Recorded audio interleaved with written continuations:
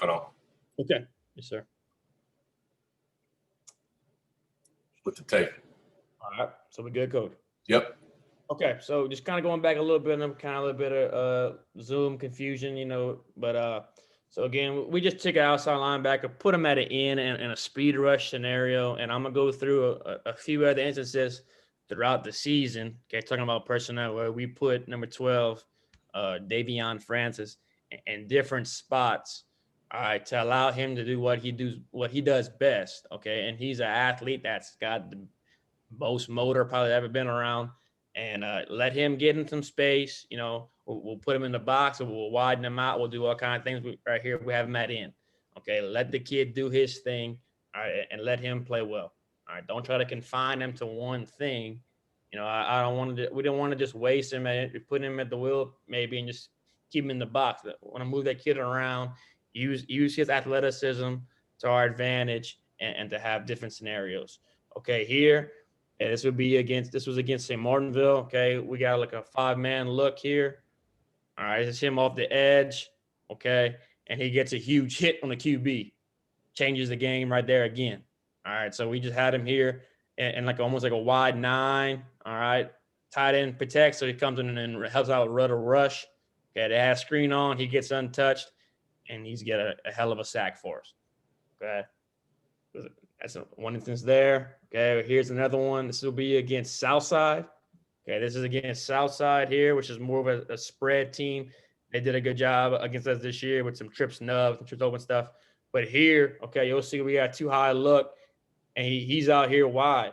Okay, he's reading. This was their best player skill-wise. He's going motion across, okay? And this is another instance here. Okay, I shouldn't say another, but an instance here where I kind of told the kid one thing. He was a little confused, but he played extremely fast. And you'll see here, he make a hell of a play for us, firing off the edge. Okay. QB counter gets stuffed, and he forces a fumble. Okay, just playing fast, quick twitch, and he's way out there wide. Nobody could touch him. Okay. Moving him around, letting him cover a little bit, letting him rush, letting him read from a further angle. Okay. And this kid made a whole lot of plays for us this year. All right. Here's been another example. Okay. This is us against the Ritter. Okay. So that's against the Ritter. Now he's back in the box here. Okay. He's the box player. They're going to try to run like a power arc concept here. And we had 12 out here wide. Okay, a lot of times he was just taking the arc block. We kind of made a little bit of an adjustment here. I rolled a safety down, kept the corner here as an overhang. With this kid here, talking about putting kids in the right spot. This kid right here, Jalen John, number 2, is about 5'5", 130. And he's our little slot receiver. And he played every snap on defense against Carr.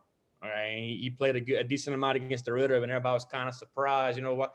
He was our nickel back. The kid got the absolute dog in him. So we played him a little bit on defense. It's high school. You got to play these kids everywhere and let them succeed. But here's Davion Francis here in the box now. He's going to shoot this gap and cause another fumble, just playing fast, downhill, the way we want to do it. Okay, so that same kid, you've seen him play in the box. You've seen him play in a 5. You've seen him widen out over number 2 in the gun. Just putting your kids in that wherever you feel like that week he can succeed. Getting him an opportunity to do different things, letting him be multiple. Okay, I'll show you guys here. Okay, this is against Carr a couple of weeks ago in the championship, talking about how we want our different looks. Okay, here, now we're in a 3-man look, a 3-5 stack look. We got 12 out here in the wide. Okay, he's going to rush just about every snap here. Okay, that's the kid Malik Green I was talking about earlier. He's in the end, now he's in the nose. Okay, he's going to slant and move fast. We also have a different end here, too, a little longer kid that can run. Okay, put kids, where they might fit well in your scheme. And our 4-3, we feel like we can put anybody to fit our scheme. But if we want to be a little bit more multiple, we got to be a little creative in how we do things. And I want to just show this clip here of a DB playing physical, how we want to play it. Okay, coming on a now route, knocking a receiver backwards. Okay, forcing that guy from Carr to go out of bounds. And this cornerback here is a track guy, and we pick on him. I said, dude, it took you 4 years to be physical, but you did it in the finals. but that's where we want to be. I mean, this to me right here, it's not in our typical 4-3 look, but this is Crow defense. Okay, we want to come up there and hit you and control blocks and get up. Could do, I'll say, a better job of tackling here, but the kid went out of bounds. And so that's an example of how we can go from a 4-3 to a 3-3-5 stack and things of that nature. Okay, and then going back to, let's see, this DeRitter clip, you know, in the play before, well, I'll just show you our alignment. We almost in like a 6-2 look, 4-2-5. I'm sorry, that's the wrong play. Play before that.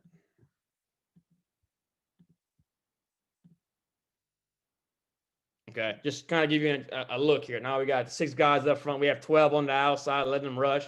The kid Jalen John is talking about, that's our 5-5 guy, and now we got a 6-2 look. And we can move it however you want it from snap to snap. Right here we're in a 6-2 look. The next play, corners on the opposite side, and we're doing it like that. Okay, so that's kind of just a little bit of a few things on how we can move fronts and move the look, making sure we keep the middle of the field closed the best as we can, obviously. And this was a twins eye look, but we want to be able to stay 4-3, move whenever we feel we need to move, however we want it. But if we can stay in a 4-3 look, we will. Our kids absolutely love the 4-3. As I said, we call that blue. Sorry, our colors are blue. The kids want to stay in our base 4-3 as much as we could. Going into Car, we were kind of thinking about playing a little bit more 3-3-5 stack than we actually did. Me and Coach Peters, who was our offensive coordinator, who was just a phenomenal coach and has just been the best big brother and mentor to me as I could ask for. I'm talking to him and he's like, man, let's just stay in blue. Let's try to stop the run and force them to throw it. And they did a great job, obviously, at making some plays in the air. But we felt that we did a pretty good job of making them one-dimensional. And that's kind of our MO. We practice in the spring against the split back veer, and our guys are extremely physical. And if we don't stop the run, then we're going to get embarrassed. And those guys are going to let us know that we ain't very good if they're gashing us. So we've improved tremendously as far as being a Carencro defense, one from our own offense. So I want to kind of encourage, in spring, just maybe a little bit more collaboration as far as staffs. But one thing that we did a pretty dang good job of this year, we only had 6 or 7 coaches on staff, and we had to work together if we wanted to succeed. I'm the defensive coordinator. I did more D-line stuff and backer stuff. But when it was team offense, I'm coaching the receivers.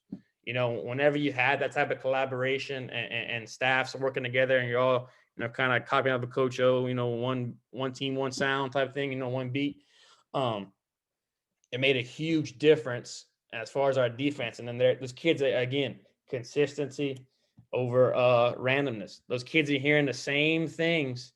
Okay, they're hearing the same things from me as they would be from Coach Peters, or if they're hearing the same things from me they would from the offensive line coach, Coach Dwyer. I mean, it doesn't really matter. Okay, have your program all together. And there's no O against D type stuff. I know it gets competitive and can get chippy, but if offense is just kicking the defense's butt all day, I mean, how good is that going to happen for you on Friday? So that's kind of our philosophy and how we do things, how we operate. Again, the number one thing I can pass is to be physical, competitive, and sound. That's how we live. That's how we want to be at Carencro High School. And guys, this has been awesome. If there's anything that I can do for anybody out there, please let me know. My email is here again. It's macourville01@lpssonline.com. On Twitter, I'm at Mikey Courville. And if you guys can contact me, we can get our cell phones and share it. I mean, I'm looking to learn, guys. I'm 25. I'm just starting my career. Obviously had a great season this year, and I'm fired up about it. Got to win our first championship in 28 years, and with my old man being the head coach. It's extremely gratifying experience and a wonderful time, and I want to continue to learn and branch out. And I think the more young coaches that we can get in the state collaborating and doing things of this nature, the better the sport's going to be in our state. And I look forward to meeting any more guys and continuing to learn about defense and learn about different ways to do stuff. Hey, Coach, great job. Thanks for coming on. And y'all be able to find part 1 and part 2 of Coach's presentation on our YouTube channel and social media.